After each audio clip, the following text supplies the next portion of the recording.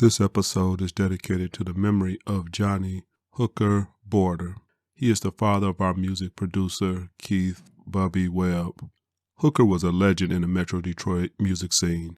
Our condolences to Bubby and Hooker's family, friends, and all the musicians he influenced. Rest in peace, my brother.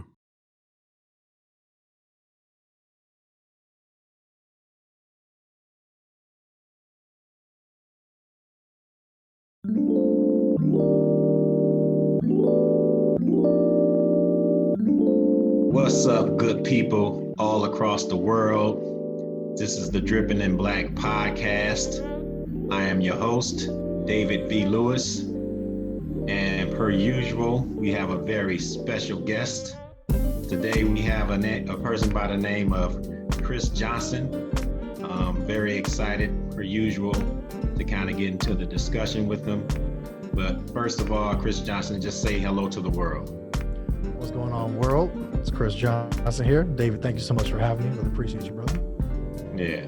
So let's start off just kind of telling the world a little bit about Kris Johnson, the person. So who are you? My name's Kris. Born in Detroit, raised here in Southfield, Michigan. And first and foremost, I'm a father. I have two young sons, Bennett and Jonah. They're my heart, my world. They're 8 and 10, very creative, young geniuses. And man, I'm an artist through and through. It's kind of hard to talk about myself outside of music, but definitely, man, I'm living this every single day, being creative, using my energy to heal people, to heal myself, and just bringing as much positivity as possible. Yeah. So I'll help you out with the description. I see a commissioned artist. That's true. A recording artist, a composer, an orchestra director, a college instructor, a jazz band player, musician. What did I miss? I mean, you pretty much got it. I write for film too, but other than that, you got it. Yeah, you got it. Yeah, film and musicals and a lot of other things. So, okay, let's dive into it. I'm going to ask you a loaded question. What do you do? So, honestly, I do whatever is either going to do one or two things. It's either going to fulfill something artistic, some sort of artistic need that's in me, some form of expression, or whatever is going to pay the bills. Ideally, usually a combination of both. So it just depends on what day of the week. Right now, my major focus is on creating virtual experiences for people. So whether this is like virtual content for people that follow me on social media, or producing virtual content for like private events and things of that nature, and also producing virtual learning, distance learning for students through my online courses, through my website, Office Hours with Kris Johnson. So right now it's very much so still creating, still educating, but really putting an emphasis on how to make the highest quality product while remaining virtual, because I think that's what we need right now. To me, I don't have any excuses for where I'm at right now. We're in this virtual format. I'm gonna make the highest quality product absolutely possible so we can reach as many people. Yeah. So I got a few questions regarding COVID and its impact on artists in general, and we'll get around to that a little bit later. But I know you play an instrument. I know of one, but tell the world about the instruments that you play. Yeah, so I play. I'm a trumpet player, primarily. That's definitely my main instrument: trumpet, flugelhorn. I play piano, but not professionally. But I do compose and arrange everything I do on the piano. These days, honestly, I'm spending more time at my computer at the piano than I am anything else, because I'm doing a ton of writing, a ton of work online. But yeah, that's pretty much it. Just trumpet and piano. But I write for any instrument. Okay. Arranging is a huge part of my life for sure. So the trumpet is your master instrument. That is the instrument that I like to believe I master, but most days it masters me. For sure. All right. Well, I'm gonna ask you a very interesting question. Okay. It has two parts to it. So, right. When did you think you were good, and when did you know you were good? I didn't think I was good at anything until like pretty late into freshman year of high school. Okay.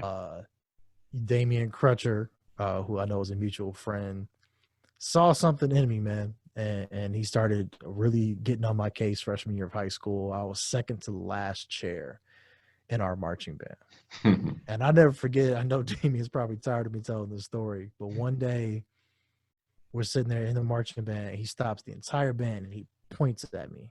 He's like, Johnson, I see you over there. You don't know your part. You don't know any of your steps, and you think I can't see you, but I see you. And it was a heavy moment because honestly, prior to that, I kind of felt invisible, and I was pretty happy feeling invisible. I thought, I'm just kind of, just hiding, doing whatever. But Crutcher has that ability, man, as an educator, as a person, to just see people and point them out. And so he called me out, man, and I was terrified. I started practicing out of fear. By the time we rolled around to later in the semester, it was time for symphonic band auditions. I auditioned and I moved from second to last chair in the entire school to third chair in the entire school as a freshman. And we had like a trumpet section of, like 17 trumpets or something crazy like that. And it's really wild, man. After that, I started to believe like, wow, I think I actually might have found something that I'm good at, that I have some talent in. And I just started putting in work.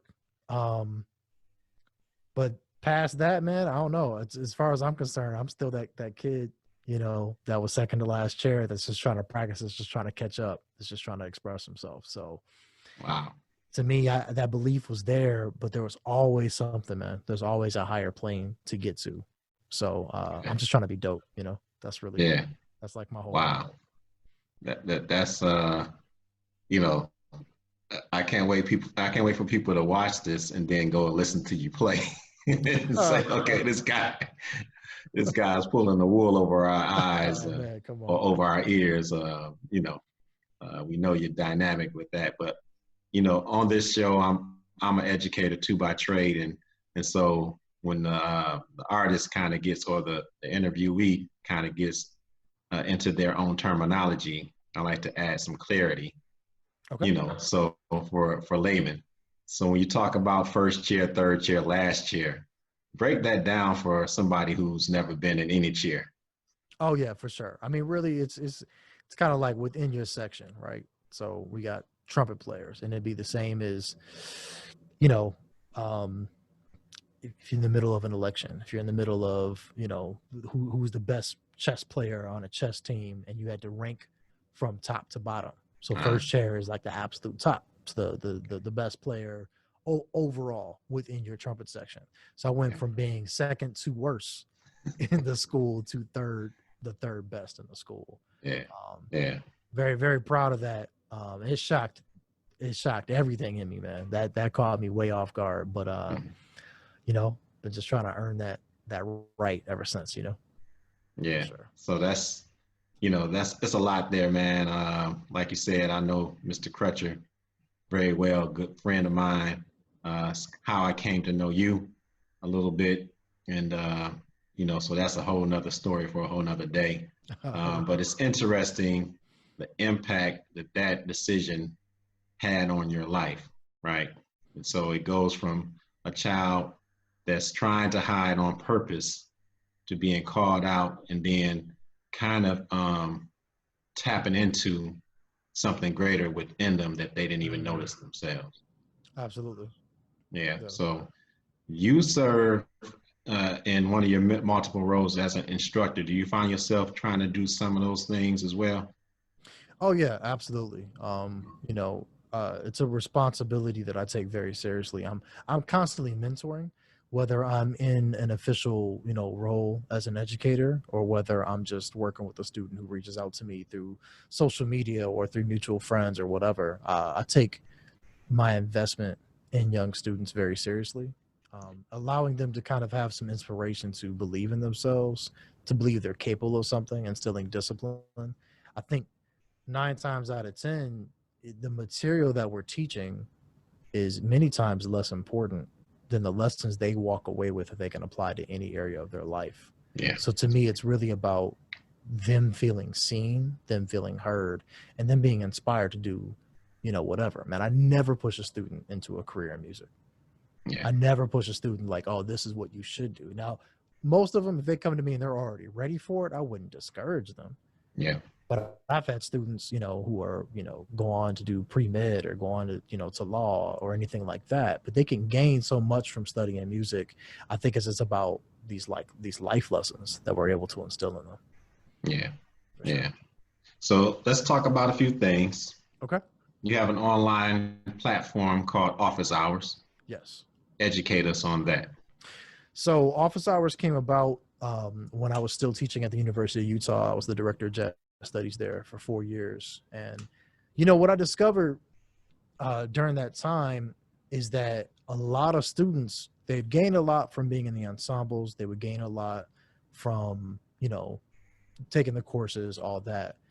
But a lot of the students would tell me that the time they cherished the most is when they could just come kick it in my office. Yeah.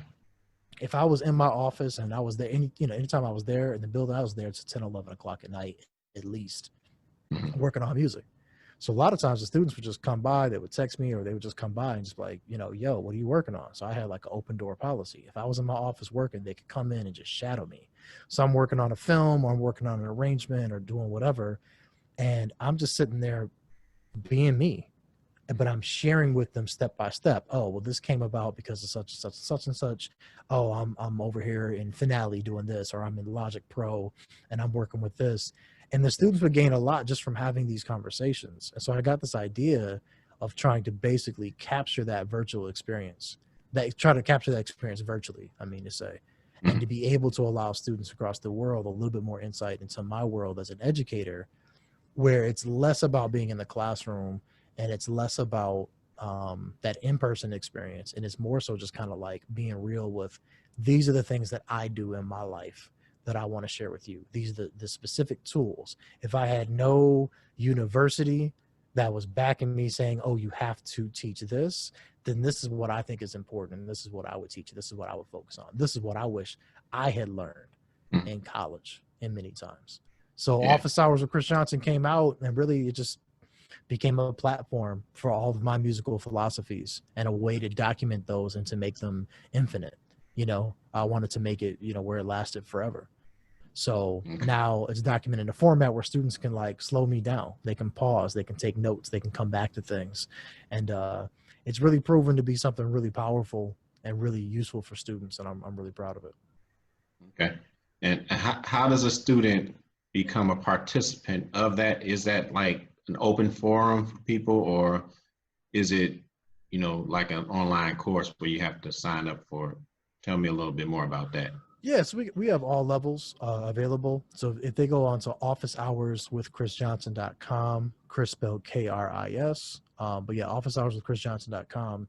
So we have a social media platform on both Facebook and Instagram that's very active, constantly pumping out free lessons and advice videos and things like that. We have a couple of challenges on the website. They're all also free. We have a Donna Lee challenge with the really famous song, working through all 12 keys, some chord progressions. And then there's a couple different entry levels of paid products as well. There's a music theory starter kit that you can buy right now for like $25, a looping masterclass for $25. And then right now our current flagship product is called Progressions You Should Know. And that's a little bit more of an in-depth course. But even that, we try to really provide a ton of value at a very competitive price. What I always say is I want the course to be comparable to what a lesson with a private, with a professional musician would be. So we have a course, covers about 20 different chord progressions that I feel every musician should have in their arsenal. And it's only a $99 course, and they get all the videos as well as PDF downloads, etc. So really at any point, at any entry point somebody wants to dive in, there's something for everybody there. Dope. So again, you kind of went into artist speak on me. So when you say chord progressions, can you articulate that any better for the layman? Absolutely. Anytime you're listening to music and you feel the music moving, outside of the lyrics, if you listen to the accompaniment, you hear that there's motion. You hear that the bass note or the lowest note is moving from one note to the next. You hear that the piano player is moving from one chord to the next. We call those chord progressions. And that harmonic movement as opposed to melodic movement. Melodic movement is going to be like the main melody, what we hear people sing. Harmonic movement refers to, just like melodic movement, harmonic movement is really about the way that the chords are moving from one to another. There are patterns that are kind of standard to music and certain things that everybody should know. The same way we know our ABCs and we know arithmetic within music, you have to know melody, you have to know harmony, and really be well versed in understanding how to be fluent in that. So I really break down different progressions and different harmonic fluency that everybody should have access to. And when you do that, you become a better composer, you become a better arranger. You're able to hear music in a different way. You can improvise better. You have a lot more clarity in your thought as a musician. So I break down a step-by-step process of how everybody can approach that. Yeah, man. So, I don't know if anybody's going to enjoy this episode more than me. Word, okay. As somebody who's never been able to play an instrument, I marvel at the genius of people that play instruments. And then, it's not just as simple as playing an instrument, there's some thinking involved. Right. And then there's all these other components to it. So you talked a little bit about the standardization, but we also know that you play jazz, which is the antithesis really at its core of standardization, right? So talk a little bit about that duality, right? Being standardized in terms of composing music and sheet music, and then the freestyle and flowing of jazz, free flowing of jazz. So what I would say is, I think within any style of music, you have the ability to either be bound by rules or have the freedom to express, to be able to express freely. However, I think sometimes people assume that within jazz that it's just a free-for-all, but really there are a lot of structures that are in place. The difference is that the music that people call jazz, and that's a whole other conversation, even about the origins of the word jazz. I like to refer to my music as Black American music. And that's something that a musician I really look up to a lot, Nicholas Payton, coined that term, Black American music. I really identify with that more so than I do the word jazz. To me, Black American music is a combination of all the music that have come from our people. That aside, there are structures in place. There's a tradition there. There are standard things that musicians are expected to know, or standard things that really benefit musicians from being aware of. And so my take on it is the ideal musician has it all. The ideal musician can read sheet music clearly, can use their ear and interact in real time, can be creative and spontaneous and make things up, can compose music and arrange music, can really experience it in a bunch of different ways. And I think sometimes what happens is there ends up being this disparity between musicians who can read and understand theory and musicians who play by ear. But the reality is, my favorite musicians have always been some kind of hybrid. And I don't judge. I don't judge either way. I know some musicians where I can ask them to play the chord they're playing, and they're like, man, I have no idea what to call this. But they can play it. Yeah. I would actually lean harder towards the side of the musician who can play anything by ear and can feel music and is very intuitive. To me, that's something that you can't teach. That's a gift. That's a gift. But then there are other musicians who, and this is definitely my story, who had to be able to read it and look at it on paper and analyze it first. But to me, the beauty is the ideal is somewhere in the middle between those two. So I'll take, like, a lot of musicians in my band, grew up playing in church, and they have that vibe, they have that thing, but they also study, in school and learn how to read, and they can do all those things. I'm coming from this other side where my ear wasn't that strong when I started. And I was coming way more from, like, studying classical music with Damien, and I'm learning wind ensemble stuff and all this, right? But then my ear started getting attracted towards jazz, and I really wanted to be able to play, jazz and, or Black American music. I wanted to play other styles.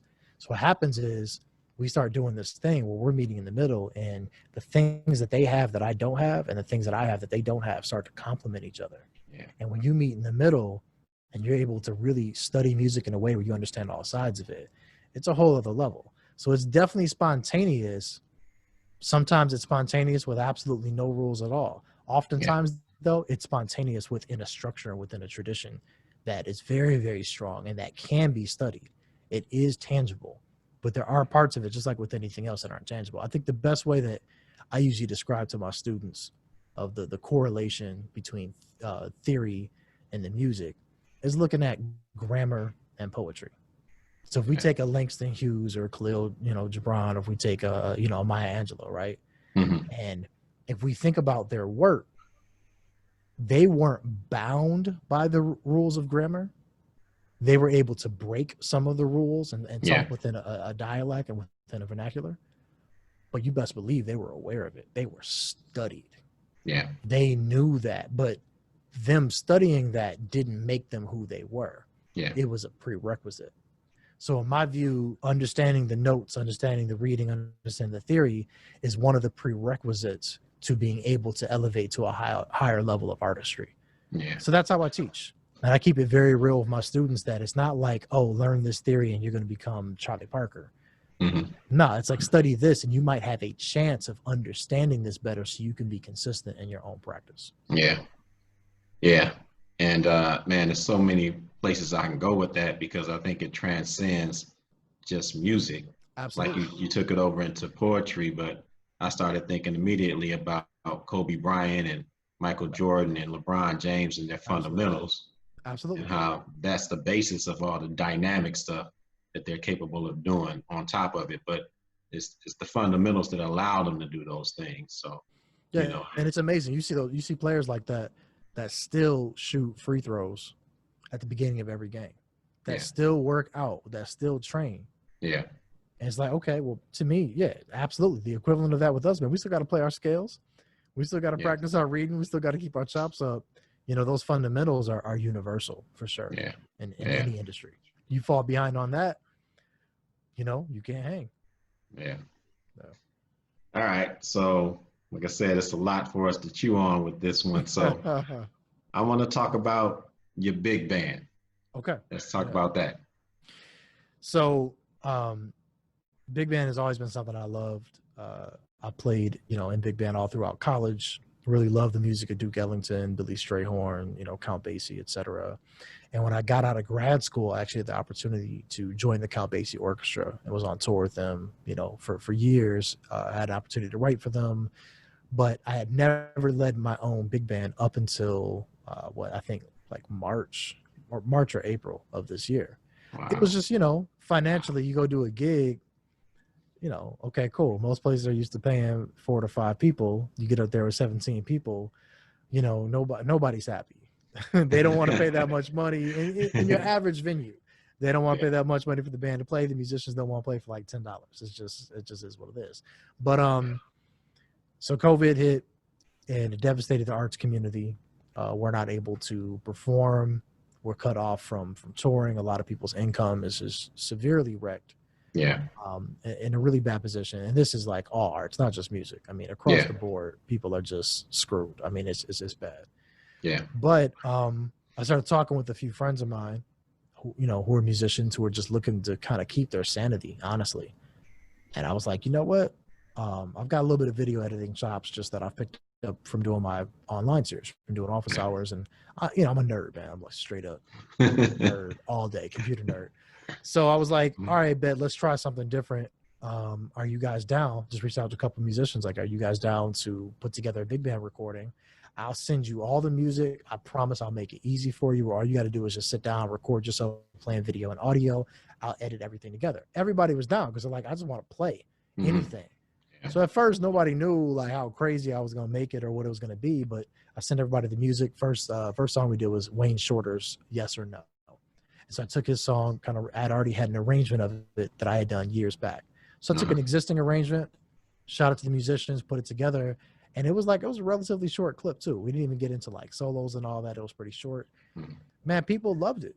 People were flipping out. I mean, it was almost like all the audience members that would normally be there in person, gung-ho about the performance. They're like, we have something high quality to watch and to experience. So yes, we need more. We need more. So I just started shooting out more charts to musicians. They were happy to do it. We were just doing it on love. Everybody was doing it for free because we had nothing. We had no outlet for music anyway. So at least at the end, even if we couldn't play together live, even though it was pre-recorded and edited together, Yeah. we had a final product that we could show off and be like, "Yo, I did something." Yeah. And it was really impactful. You know, the community really wrapped its arms around it. I had a couple of special guests that I probably wouldn't even have, you know, had on a project if we hadn't been in the middle of a pandemic. And so we just kind of roll with it, and it was a beautiful experience. And then one of my mentors, Kamau Kenyatta, a great saxophonist and piano player from Detroit, went to Cass Tech, is a Grammy Award-winning producer. Yeah. He reached out to me and said, "Man, I just saw this video you did on Wayne Shorter's Yes or No, and saw a couple other ones. Like, how on earth are you doing this? This sounds like it was recorded in a studio, and you're recording remotely. How'd you mix it together?" He starts asking me questions, and he actually ended up commissioning me to write an arrangement of one of his original songs, Peter Cobia. So I ended up writing an arrangement of one of his songs, and there was enough money, you know, to pay myself for the work I was putting in and to pay each of the musicians as well. So Wow. suddenly I had a working big band, and I'm like, this is wild. So we did our first commission piece, and you know, again, people really supported it, really loved it. And right now we're actually in the process. Just finished editing, arranging 2 more songs of his, as well as videos for those. So the musicians are, like, as we speak, recording that music that's going to be used for a special private presentation through his university. He teaches for a university in California. And it's really exciting, man. It's really exciting because we're actually able to, you know, I'm able to employ musicians to do what they were doing for free originally. And the audience really find a lot of value because we're producing high, you know, production value in a digital format, and it's actually really enjoyable, both visual and audio experience. Yeah.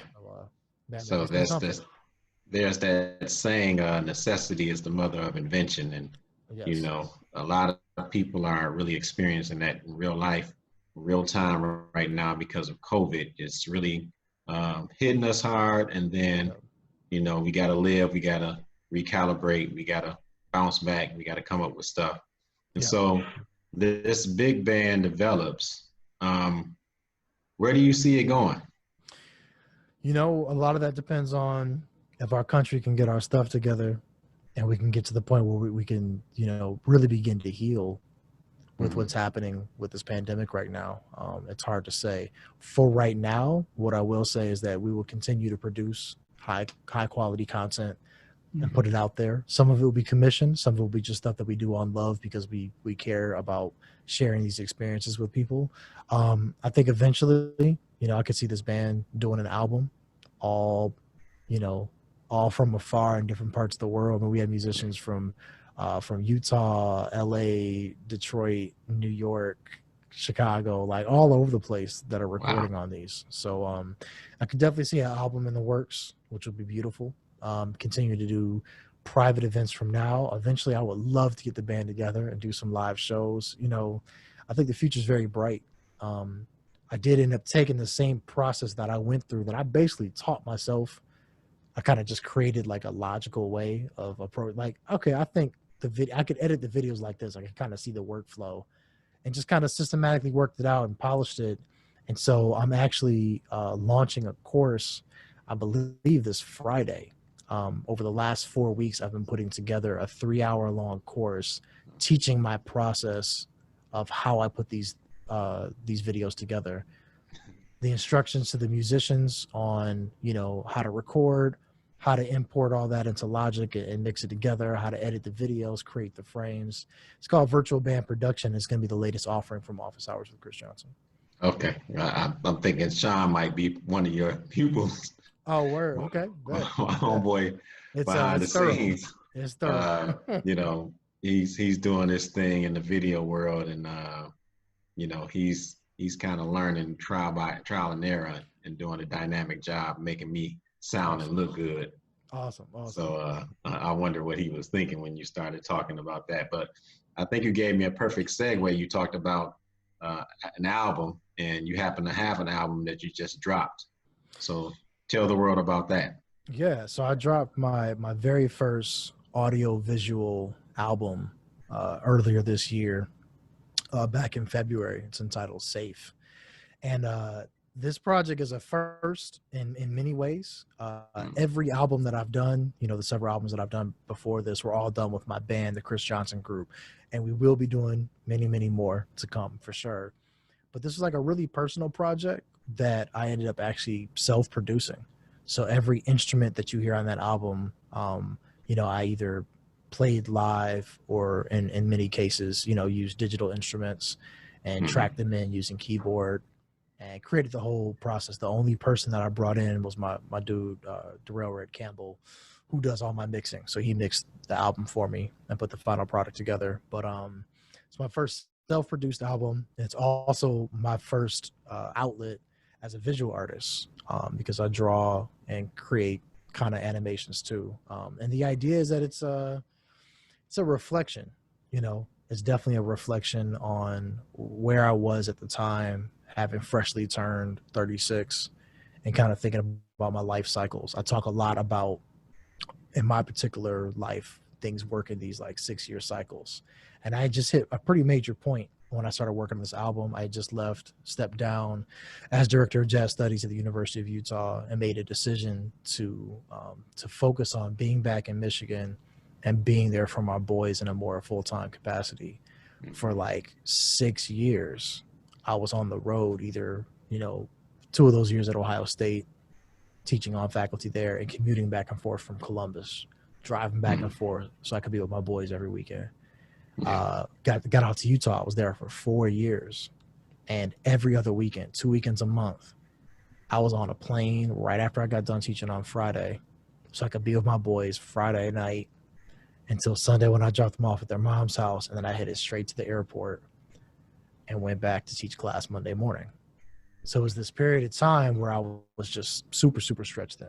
And on top of that, being on the road, on top of that, being in a long distance relationship, on top of that, so many other things. Yeah. And so Safe was really like an opportunity for me to reflect on just these different periods of my life, especially the last one that really presented some challenges and really maybe get some priorities lined up in terms of like, what are you going to do next and what are you going to focus on next?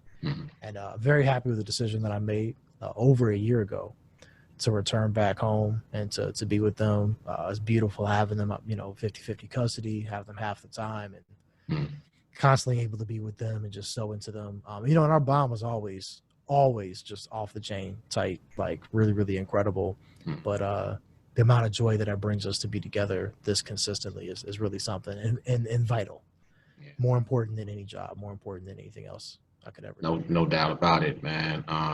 There's so many personal links there, but it's not about me. So like I said, we talked pre-show about B-roll information and B-roll conversation. That's definitely something we'll kind of kick it about and maybe get it on recording. But I want to kind of shift gears a little bit. But first, you said the title is Safe.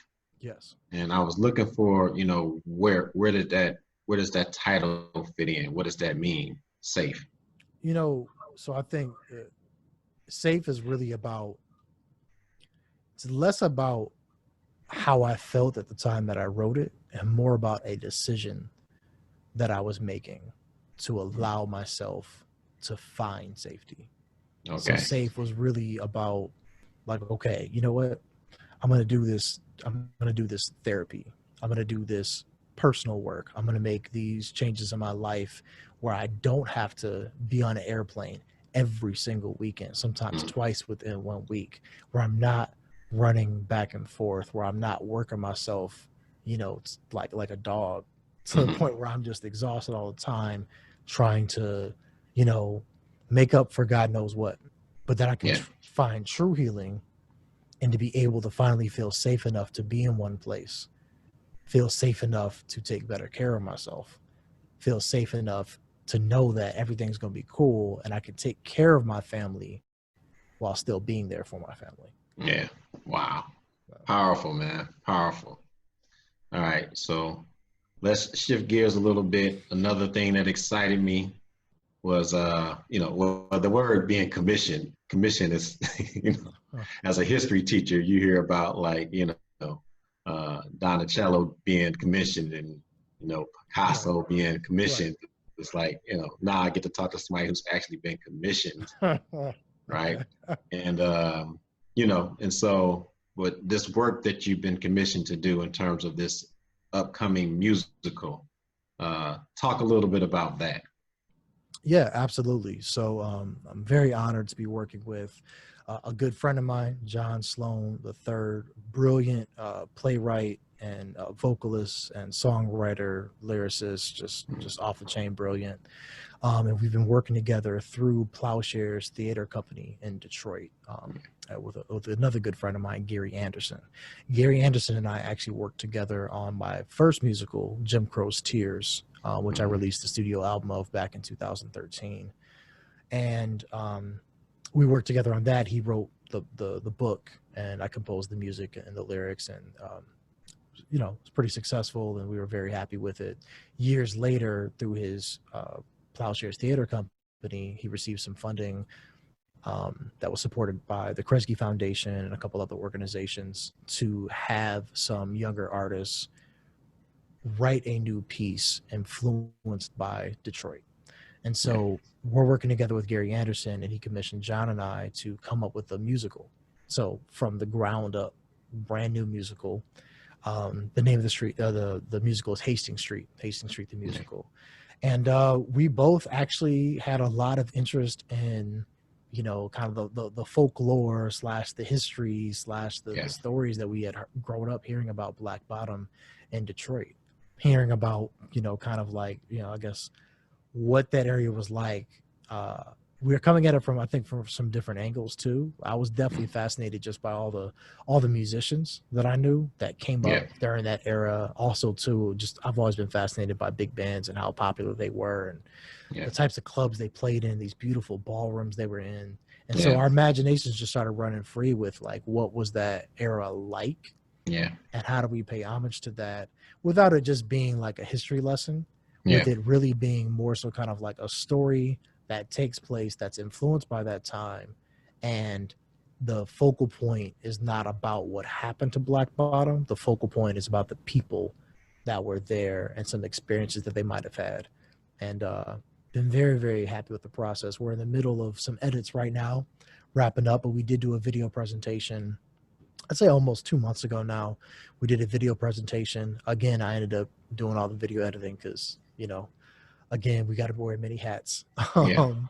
But we virtually had all the musicians record. I believe we did 5 songs from the production, and people loved it, man. It was really beautiful. Ended up, doing it on Facebook Live and on YouTube, etc. It's still out there now.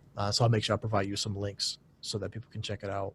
And now we're wrapping up, hoping to get a reading in soon, and of course just keep pursuing getting that produced and pursue getting that on stage in its entirety whenever we get out of this mess that we're in right now, so we can actually do live shows again. But in the meantime, there's still readings that can happen virtually. There's still development that can take place.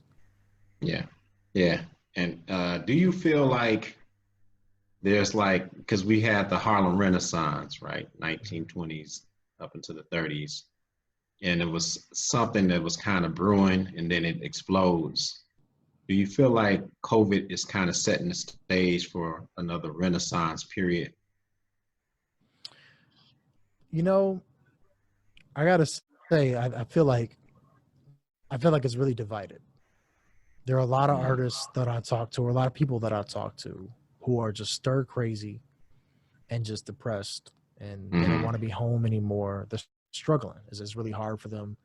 But then there's some others, and I would say I'm in this camp, who are, of course, I hate that this has happened to the world. I hate that people are getting sick, all that. I'm finding my peace in the process of being home, and there's something about being still. There's something about being able to be laser hyper focused and not having to be out running around as much, that I'm finding some joy and peace in. Like, okay, I'm going to take advantage of this time. And I don't, everybody's going to react to it differently. So I always try to make sure I give that disclaimer that I don't have this like, oh, you should be hustling. Me personally, I'm hustling right now. I'm in full on hustle mode. I think for some people it is sparking some unique interest and some unique products and some unique output that we wouldn't have seen if this hadn't happened. And I know a lot of people that are picking up, you know, even my fiance is like painting now. She's a vocalist, a songwriter, and actress, and she's like, her outlet is painting, and she's like selling some of her paintings now. It's really dope. But like, we wouldn't end up there. I wouldn't have had a big band. I'm doing another series called Loop Therapy, where I'm literally just like, okay, I can't go play with musicians, but I want to like create music. So I'm working with a loop pedal and creating all these looping videos. Those are things that honestly I was too busy to take on previously. I'm a video editor now. I never thought in a million years I'd be in an online course to the extent that I am now. So really, I think that for some people, it is kind of an awakening that's happening because people are having to face themselves more on a daily basis. And they're having to sit there and stare at their mess, stare at their joy, stare at things that are right in front of their face, connect with their family more. So I'd say maybe for some, but I definitely feel a personal renaissance happening. Myself. Okay, so we're gonna wind down. I mean, we would talk for 5 or 6 hours, I'm afraid, if I don't wind this thing down. So as my boy Sean would say, you're definitely gonna have to come back on because there's more there for us to discuss. But there's a few things we do towards the end. The first thing is we ask the question, have you ever been on a magazine cover? Yes, I've been on a magazine cover through the University of Utah. So if you count that, I count it. It was the College of Fine Arts has a magazine called Studio that they put out. And I was honored to be on the cover of that with an interview and a spread and all that. It was really dope. Yeah. So all magazine covers count. There we go. However, all covers aren't created equal. And so, you know, here at Drippin' in Black, each guest becomes the cover piece for our Drippin' in Black magazine. So there you have it. All right. That's amazing. Yeah. I appreciate y'all very much. We will get that out. That's our little parting gift that we give to our guests. You know, so you come back on, we'll have another cover for you. All right. Awesome. All right. So let's drop all of your social media information so people can reach out to you and reach out to contact you. Yeah, for sure. So you can check me out on both Instagram and Facebook. I'm under the handle Kris Johnson Music, Kris spelled Kris. And if you want to follow my educational series, it's Office Hours with Kris, again, both on Instagram and Facebook. And then my personal website is krisjohnsonmusic.com. And of course, the educational website, as I said earlier, is officehours.withkrisjohnson.com. All right. So thanks again for Kris Johnson for joining us on the Drippin' in Black podcast. Thanks for We're going to end this podcast a little differently. But this segment ends, and then we go into the final segment, the last drip. So make sure you all stay tuned for that. But we're going to close out with one of Kris's latest records. So just stay tuned for that as well. Again, thank you for coming out. Appreciate you, bro.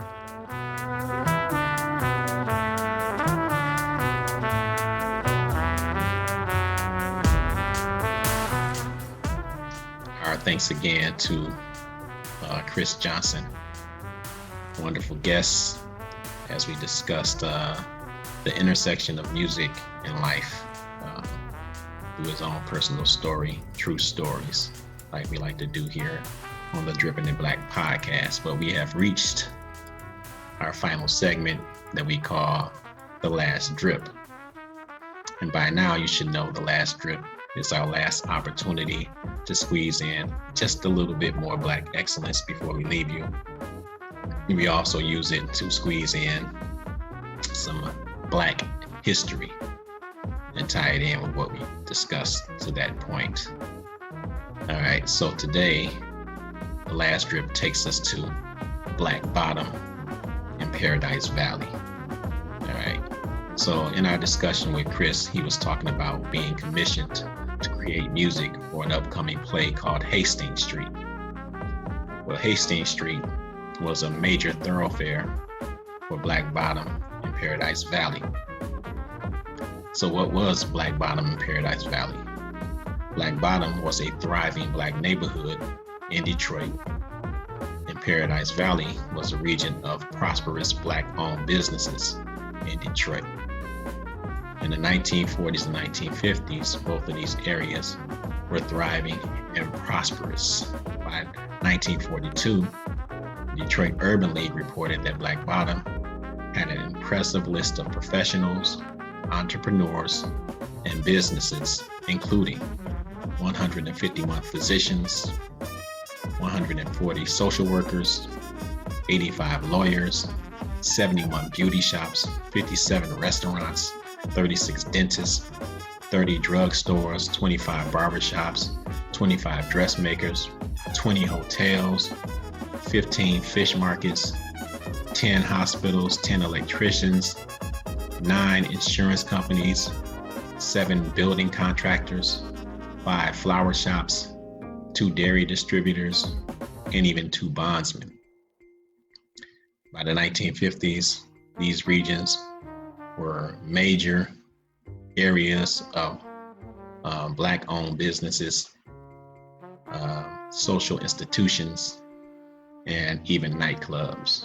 Paradise Valley had a nationally famous music scene for blues singers, big bands, and jazz artists. Duke Ellington, Ella Fitzgerald, Count Basie, and many others frequently performed in the bars and clubs of Black Bottom and Paradise Valley.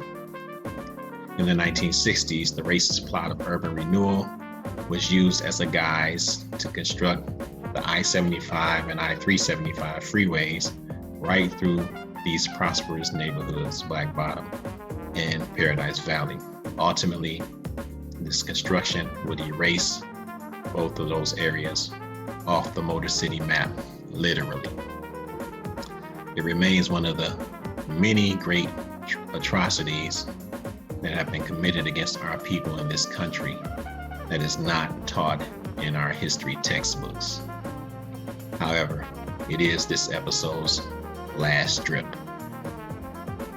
For more on the history of Black Bottom and Paradise Valley, check out AveryReview.com.